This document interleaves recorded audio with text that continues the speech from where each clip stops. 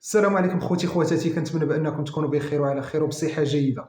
في الفيديو ديال اليوم وكما قريتوا في العنوان، الصحافه الاسبانيه متخوفه بشكل كبير بسبب نهائي كاس العالم 2030، وكيقولوا بان المغرب بغى يستغل الفرصه ديال العنصريه اللي سببها الجمهور الاسباني ضد المسلمين في المباراه اللي تلعبات ما بين مصر واسبانيا.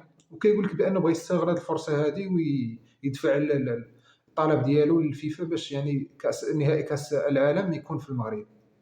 بصراحه خوتي، استغلال المغرب لهذه النقطه من حقه، لانه كنت صابت يعني وقعات هذا الشيء وقع في المغرب، كانت اسبانيا ما غتزقلش هذه الفرصه.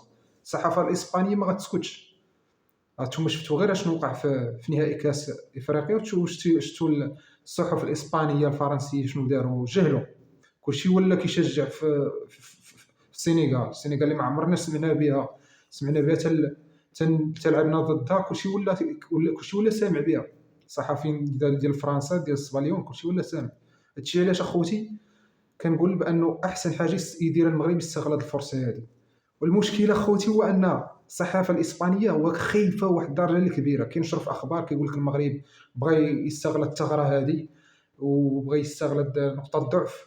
وكاينين اصحاب محتوى خوتي اسبان، وعرفتي تخيلوا معايا شنو ولاو كيديروا، ولاو كيمشيو لعند اصحاب المحتوى المغاربه اللي كيلوحوا فيديوهات في اليوتيوب وكيهضروا على هذا الموضوع، كيشدوا الكلام ديالهم وكيترجموه وكيدوزوه في الاخبار ديالهم.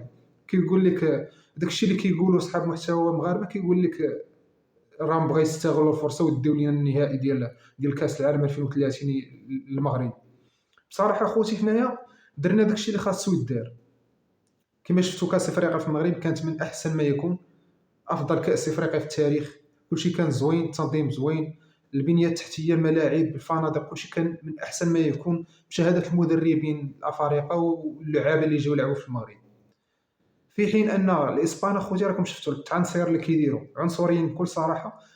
تعنصروا في المباراه ديال اسبانيا ومصر، كيسبوا في المسلمين. وكذلك يتعنصروا مع لاعبين ذوي البشره السوداء، كما شفتوا داروا مع فينيسيوس، مع بزاف ديال اللاعبين ذوي البشره السوداء. الفينيسيوس راه عانى معاهم بزاف، كيلعب مع اي فرقه في اسبانيا كيبداو يسبوا فيه ويتنمروا عليه وبزاف ديال الحوايج. يعني هذا الغلط كيتحسب عليهم، وحنا ما درنا حتى شي حاجه. حنا غنستغلوا الوضع وداكشي اللي خاصو يكون. وداكشي النيت اصلا داكشي اللي كاين اخبار دركا منتشره بكثره كيقولوا بان السيفوزي الرجاء اخوتي دفع طلب رسمي للفيفا باش يمنحونا نهائي كاس العالم 2030. صراحه برافو عليه اخوتي، رئيس الجامعه الملكيه المغربيه لكره القدم داير خدمه نقيه، تبارك الله عليه. ويعني كنتمنى التوفيق للكره المغربيه. وهذا الشيء اللي كاين اخوتي في الفيديو ديال اليوم، وتحياتي لكم.